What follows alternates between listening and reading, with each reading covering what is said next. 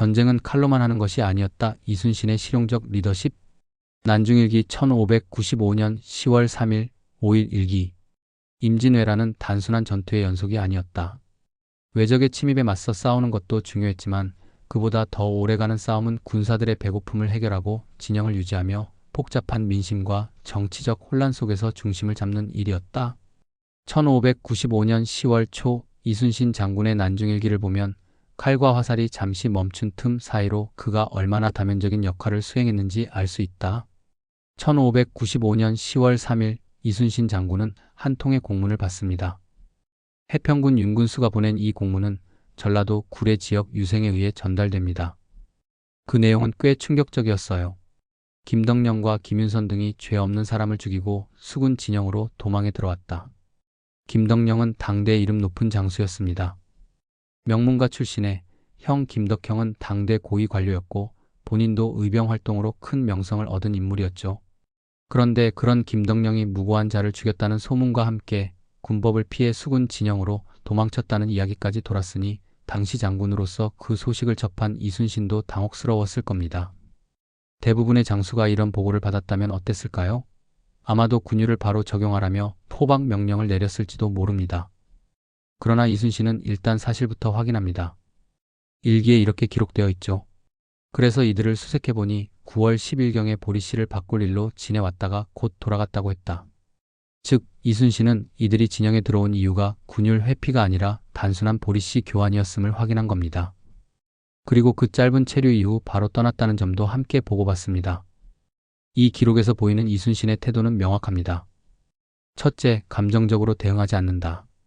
이순신은 죄 없는 사람을 죽였다는 중대한 의혹이 제기됐음에도 이를 맹신하거나 서둘러 결단을 내리지 않았습니다. 둘째, 철저히 사실에 기반하여 판단한다. 그는 먼저 행적을 조사하고 김덕령과 김윤선이 실제로 진에 들어온 시점과 체류 이유를 확인합니다. 셋째, 책임을 넘기지 않고 자신이 판단한다. 당시 군사적으로 혼란했던 시기였기에 수군 진영에 낯선 인물이 들어온 사실만으로도 충분히 의심을 살 수 있었죠. 그러나 그는 들어왔으니 의심된다는 흐름에 편승하지 않고 상황을 자신이 직접 파악합니다. 여기서 중요한 건 왜 김덕령 같은 장수가 보리씨를 교환하기 위해 진영을 방문했는가 하는 부분입니다. 단순한 곡물 교환이 아니라 그 안에 당시 조선군이 겪던 보급의 심각한 문제와 민생의 위기가 담겨 있죠. 보리씨 교환은 곧 다음 농사를 위한 준비이자 백성의 생존과 직결된 일이었습니다. 장군이 직접 이런 일에 개입했다는 것은 전황이 일시적으로 소강 상태에 접어든 와중에도 민생 문제에 적극적으로 관여했다는 증거입니다. 이순신은 이를 문제 삼지 않습니다. 왜 보리씨를 교환하느냐가 아니라 무슨 이유로 왔는지 확인해보자는 태도를 견지합니다. 임진왜란 중 수많은 군사 지휘관들은 의심을 받거나 무고로 인해 처형되기도 했습니다. 전국이 혼란했기 때문에 사실보다 여론과 오해가 더 큰 힘을 발휘하던 시기였죠. 이럴 때일수록 지도자의 이성적 판단은 무척 중요합니다. 이순신은 김덕령이라는 이름에 휘둘리지 않았고 무고한 자를 죽였다는 무거운 죄목에도 흔들리지 않았습니다. 그는 먼저 정확한 사실을 확인하고 실제로 군법을 어긴 일이 없었다면 사건을 일단락 짓습니다. 이것은 그가 사람을 죄인이 아닌 상황 속의 인물로 바라보는 관점을 가졌다는 뜻이기도 합니다. 이 사건은 단순한 보리씨 교환이나 출입조사 이상의 의미를 지닙니다. 오늘날 우리가 조직에서 혹은 사회 속에서 누군가에 대한 의심이나 소문을 접할 때 이순신처럼 판단할 수 있을까요? 흔들리는 여론 속에서도 중심을 지킬 수 있는가?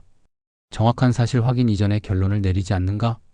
사람보다 상황을 먼저 보고 있는가?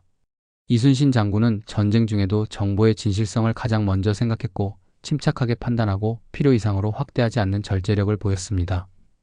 리더가 흥분하거나 휘둘릴수록 조직은 혼란에 빠지게 되죠. 그런 의미에서 이순신의 냉정함은 단지 개인적 성품이 아니라 조직을 살리는 생존의 도구였다고 볼 수 있습니다. 포로의 노동력을 활용하다 실용의 리더십. 10월 5일의 기록은 사뭇 다릅니다. 이른 아침 이순신은 다락에 올라가 진영 내 공사 현황을 직접 확인하고 바깥 석가래에 흙을 치올려 발랐다고 적었습니다. 당시 그의 위치는 단순한 군사 지휘관이 아니라 말 그대로 현장 소장이었습니다. 진영의 물리적 기반을 손수 관리하면서 직접 흙을 바르는 일에도 관심을 가질 정도로 그는 꼼꼼한 사람이었습니다. 그리고 더 인상적인 부분은 그 다음입니다. 투항해온 외놈들로 하여금 물건 나르는 일을 시켰다고 적고 있습니다. 이순신은 전쟁 포로, 즉 투항한 일본군을 단순히 잡아두는 것이 아니라 진영 내 노동력으로 활용하였습니다. 이는 실로 뛰어난 전략적 판단이었습니다. 당시 조선은 오랜 전투로 인해 병력과 노동력이 모두 부족한 상황이었습니다. 인력 손실은 전투뿐만 아니라 진영 유지, 물자, 수송, 식량 저장 등 모든 분야에 영향을 미쳤습니다. 이런 상황에서 전쟁 포로를 생존의 자산으로 전환한 이순신의 판단은 그 어떤 전투 승리보다 값진 결과를 낳은 일이었습니다. 이것은 단순한 강제 노동이 아니었습니다. 이순신은 포로를 쓸모없는 적이 아닌 전쟁이라는 거대한 무대의 일부로 보았습니다. 그들을 일터로 데려와 사용함으로써 진영의 기능을 유지하고 조선군의 체력을 아끼며 나아가 전후 복구의 토대를 마련한 것이었습니다. 전쟁을 넘어 생존의 리더십? 이 두 사건은 겉보기에 서로 관련 없어 보일 수도 있습니다. 하지만 이순신 장군의 일기 속에서는 모두 어떻게든 이 판을 유지하고 버텨내야 한다는 절박함과 실용적 사고로 연결되어 있습니다.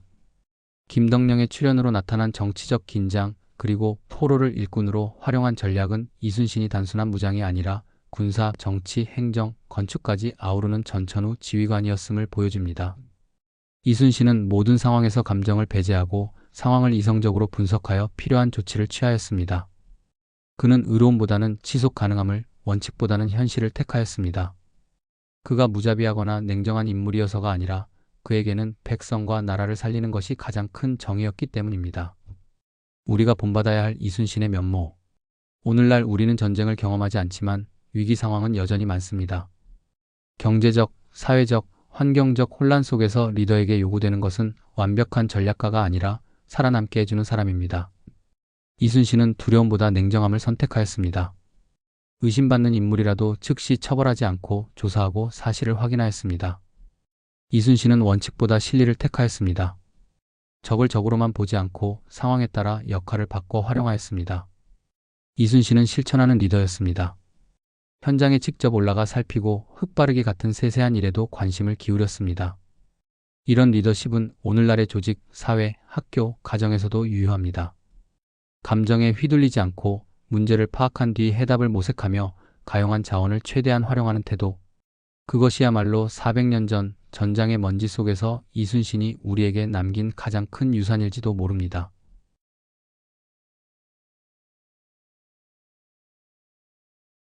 (1595년 10월 3일) 말다. 해평군 윤군수의 공문을 구례의 유생이 가지고 왔다. 김덕령과 전주의 김윤선 등이 죄 없는 사람을 쳐 죽이고 수군 진영으로 도망하여 진으로 들어왔다고 했다. 그래서 이들을 수색해보니 9월 10일경에 보리씨를 바꿀 일로 진에 왔다가 곧 돌아갔다고 했다. 10월 5일 이른 아침에 다락에 올라가 공사 진행을 살펴보고 바깥 석가래에 흙을 치올려 발랐다. 투항해온 외놈들로 하여금 물건 나르는 일을 시켰다.